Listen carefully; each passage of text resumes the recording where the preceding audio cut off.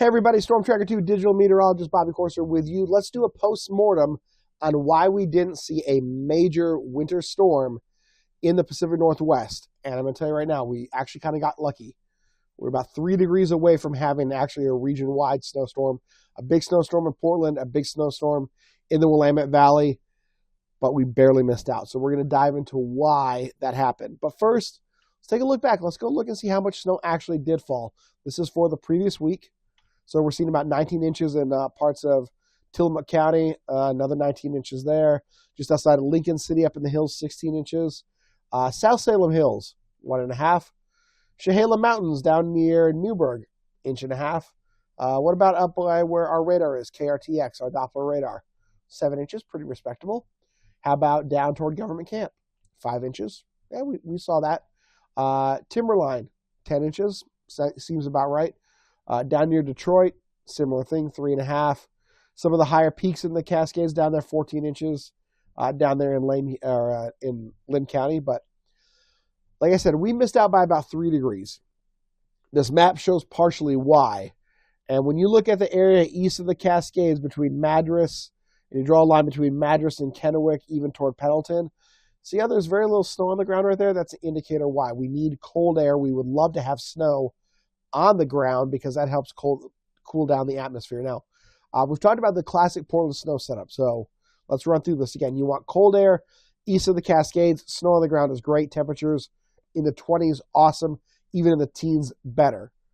If we've got that, then we've got cold air available and an area of low pressure like we saw on Wednesday approaches the coast.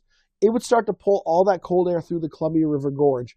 It would drop Portland's temperature from 37 to probably 33, and boom, snow was on, and we're staying snow as long as that east wind is absolutely rapidly coming out of the gorge.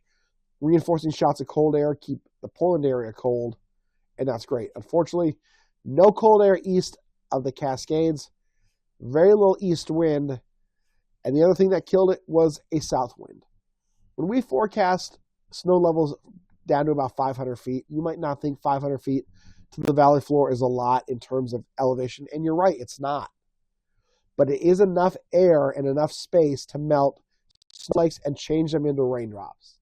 And again, that's what I said, 3 degrees makes all the difference here.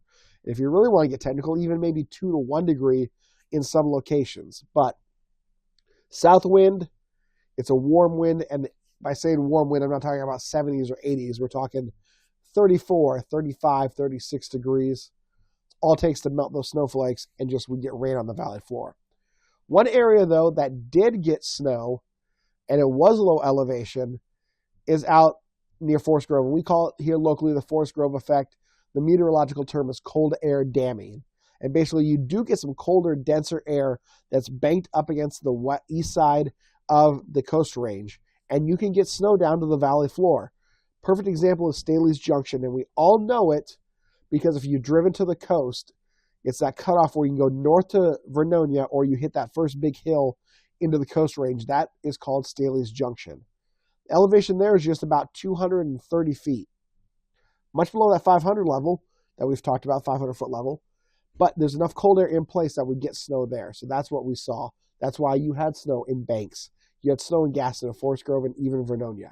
This map also shows it perfectly. It can be 30 degrees at Forest Grove and it's snowing, and just a few miles away in Hillsborough, 36 degrees and rain.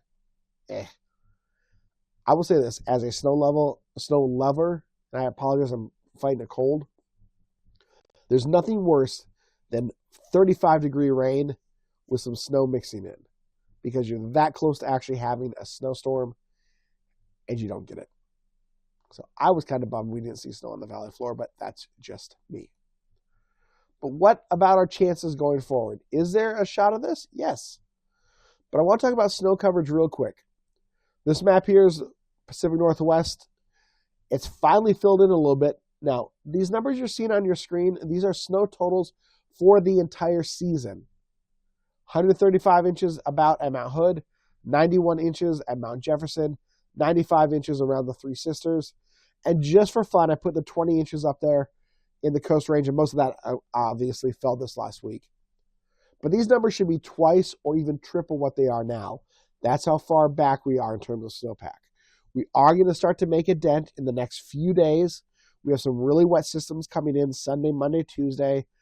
I'd even argue low-end atmospheric river. So we're not worried about flooding, but we are going to keep the snow levels just below the passes. And that's great news because it will allow all this moisture coming in to pile up on the mountain as snow. So that is great news. But just so you understand how bleak we are and how in need of snow we are, those are our numbers so far. They don't look good. But what about going forward? Any shots of potential cold air? Yes and no. I think that we're going to see maybe 1 or 2 more shots of low elevation snow by the time that we are done with winter and we get towards spring. We still have at least, meteorologically speaking, you got 9 days left roughly until spring starts, and that's, March, April, May. Okay, fine. But technically speaking, calendar winter doesn't end until mid-March, so we have a little bit of time. And if you lived around here long enough, you know that we can see snow in March and into early April. So let's look at forecast temperatures. Again, earlier this morning, we were sitting in the upper 30s. It's cold across the plains. I know, I'm jealous. More reinforcing shots of cold air moving into the northern plains, into the Great Lakes. Some cold air looks like it wants to come out of the Gulf of Alaska. Unfortunately, it doesn't make its way here. But there are areas that we are seeing on models that are saying maybe in the next 10 to 14 days, we'd get another shot of cold air in here. It's still too early to say how low the snow levels will go. But let's keep our fingers crossed, and maybe we do get one more shot or 2 of low elevation snow. And maybe we can continue our record of now 10 consecutive years of snowfall at the National Weather Service office in Park Rose. We were hoping maybe we'd get a little snow to continue that and make it 11, but maybe we got another reinforcing shot here coming in the next 2 weeks. Time will tell. Just a reminder, make sure as we look at the rest of the temperatures, again, nothing looks like it's coming in, unfortunately, as we go through it next week. Just a reminder, make sure you download the Storm Tracker 2 weather app. I have it on my phone. It is a great weather app. Any of the meteorologists on staff, we can go in and tweak it. So there's human control on these apps. I had so many people this week reach out to me and say, my iPhone is telling me there's going to be snow. And I say, well, that's great. The iPhone is a great tool to have. I've got 2 of them. I've got a personal one and one for work.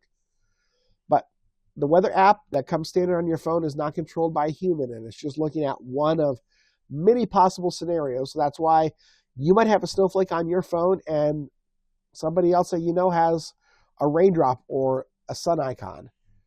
So you got to pick and choose where you get your weather. Thank you for getting your weather with us here on K2, but download the Storm Tracker 2 weather app. Like I said, we go in and we tinker with the temperatures, so it's going to match what you see on TV.